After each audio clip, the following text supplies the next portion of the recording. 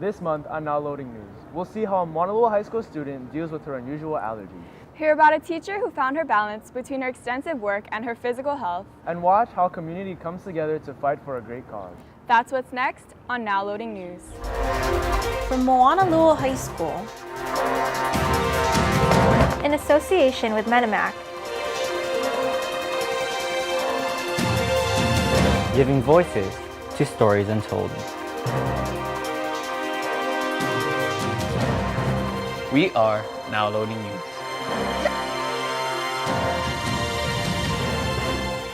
Aloha and welcome to another episode of Now Loading News. I'm Caleb Casinas. And I'm Jocelyn Bonilla. A lot has happened in the past few weeks here at Moanalua. We kicked off a new quarter, hosted our annual Koko Taiji event, participated in National Anti-Bullying Week, and most recently celebrated Halloween. As always, Moanalua was in the Halloween spirit this year with students dressing up in all sorts of costumes and sharing candies with friends and teachers. That's right, but what many don't realize are the potential risks these treats may pose for those with food allergies. Our first story today is about Moanalua High School student Jalissa Wada. Here's reporter Emery Sato with more. Junior Jalissa Wada has extreme allergies and has to live her life with limitations. My team and I decided to take a closer look. In high school, living with rules and regulations is hard, but having to live with them for the rest of your life is a must for Moanalua High School junior Jalissa Wada. So I'm allergic to chocolate, peanuts, and corn. And for corn, I'm allergic to anything with corn in it. So corn syrup, high fructose corn syrup, popcorn, and the vegetable corn. I think it's a hassle to carry medicine everywhere I go, and my family handles it by always being super careful. We call in to the restaurants that we want to go to a day or two before to make sure that they're not making foods with peanuts or chocolate or corn. And then even simple things like going to the grocery store, we have to be careful about the foods we want to buy.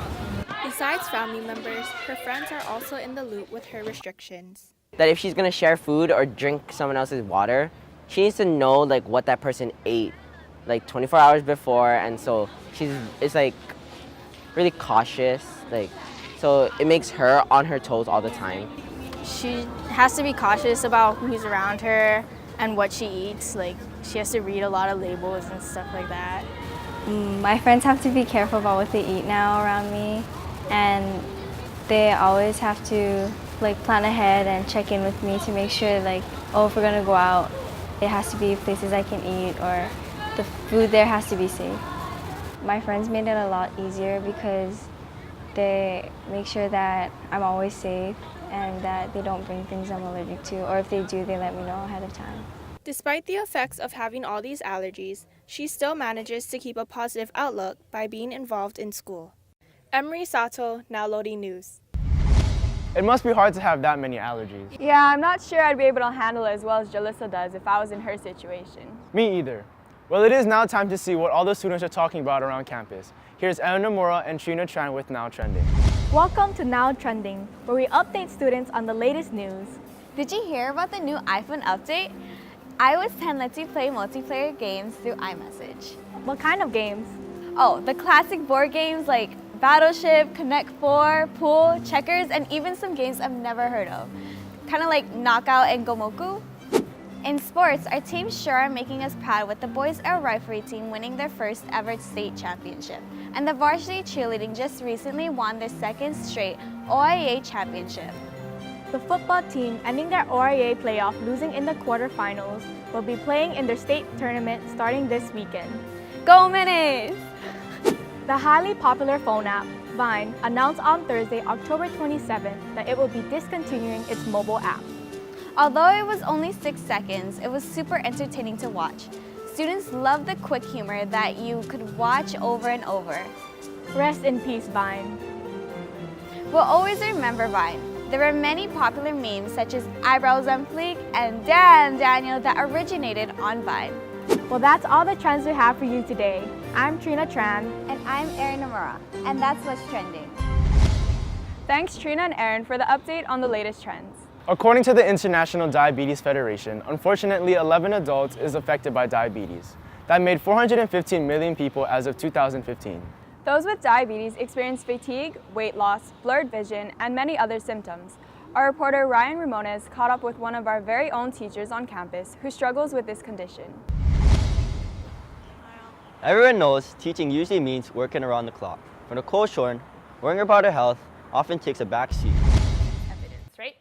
Assuming that you matched everything correctly, you should have been able to figure out the message, which was what? Ms. Shorn is a chemistry teacher at Moanalua High School, but like many other teachers, one job isn't enough. I work Thursday nights at IAA Bowl for their promotional night, so I just sit at the door and I check if you have a wristband or not. The worst thing about having a second job is probably the lack of sleep. Having to turn around and work, 4 hours later, and then having to be functional and trying not to be grouchy. And then Fridays is our long bell day, that's the latest days. I think that's the roughest thing for me is okay, I have 4 hours of sleep and now I have to be functional until 3 o'clock. Ms. Shorn is always working so hard that I feel like she's burning herself out. I also have to take care of myself. Yes, I have all these other responsibilities, but I also have to make sure I'm okay to be able to do all those other things. At 2 years old, Ms. Shorn was diagnosed with type 1 diabetes and is now tasked with balancing her condition with 2 jobs. It's the long-lasting and fast-acting, and then they draw both of them or mix them, I guess, and then inject into either my arm or my thigh. This is to check my blood, and then you have to load this, and then this part would stick my finger.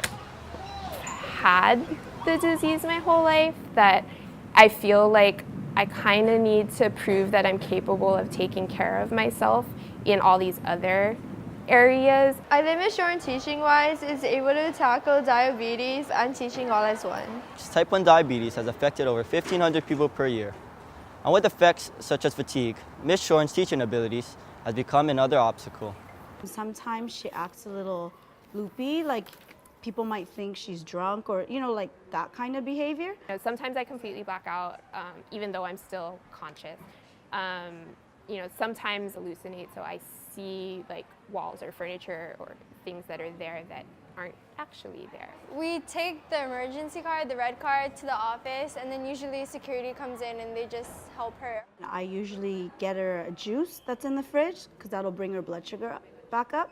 And if there's any other food in the fridge, then I look for that and I make her drink her juice and eat something to spike her sugar back up. She's brave and I mean, I look up to her in a sense that I wish I could, fight this disease the way she's fighting it. Unsure when these attacks might occur, Ms. Shorn has learned that having faith in others is the best way to overcome her diabetes. I know. All of a sudden you're helpless and you have to depend on all the people around you to take care of you or save you kind of thing. So even in the classroom, if I had a reaction, right, I have to trust that my students are gonna understand that and be able to get help. And if it wasn't for all the other people in my life, there's no way that I would be here. And I thank God daily for that. I'm super grateful that God surrounded me by all these wonderful people that are willing to step up, that are willing to lend a helping hand. Having to fight the effects of diabetes every day, Ms. Shorn will not let anything ever stop her from enjoying life. Ryan Ramones, Now Loading News. October is National Breast Cancer Awareness Month, and in honor of breast cancer survivors and patients, people across the nation participate in walks throughout the entire month to show their support. That's right. Here's Kayla Kim with more. In recent years, breast cancer awareness has become one of the most charitable causes in the nation. However, people still fail to realize that breast cancer affects not only women, but men as well. October is Breast Cancer Awareness Month, and for 32 years, the American Cancer Society has organized an annual Making Strides Against Breast Cancer walk for women and men to unite as one. Basically, this event is to raise awareness for breast cancer and to raise money. It was awesome to see a lot of survivors and a lot of people participate. That means we're doing something right. It feels great that people care, people love being around people who have breast cancer. There's just one word, love. According to the U.S. breast cancer statistics, about 1 in 8 U.S. women will develop breast cancer, but only 1 in 1,000 men will ever be diagnosed, like Dennis Schwell and Mark Vasconcelos, who suffered from this disease. Okay, back in 2010, it was February 12th, my wife and I were getting ready to go out, and I got this sharp pain in my chest. It was like electric shock, and reached up and felt it, and there was a little lump. So my wife, who had had breast cancer 20 years prior, felt it. She says, we better get to the doctor. So my story is 11 years ago. I was diagnosed with breast cancer, and it was a story of when I first got told that I had it was devastating, and I just didn't know if I was going to make it, live or die. And I made it today, all cured, cancer-free 11 years later. Just once a year checkups, and every day I'm grateful to be alive. Although commonly found in women, male breast cancer survivors feel the strength and support from their family, friends, and other survivors. I have supported Mark. I didn't know he had it when I first met Mark, but when he got involved, he became like a teammate. What kept me fighting is other people out there going through cancer support groups, knowing that other people needs help, and it was just kept me going by helping them as they're helping me. I got my head together and I made up my mind. I says, I'm going to go through everything they tell me to go through. I'm going to do everything they want me to do.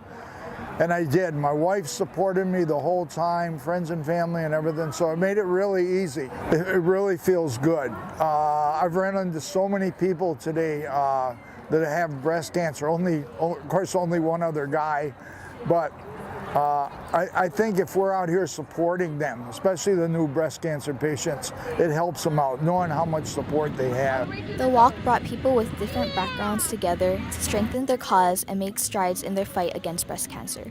Kayla Kim, Now Loading News.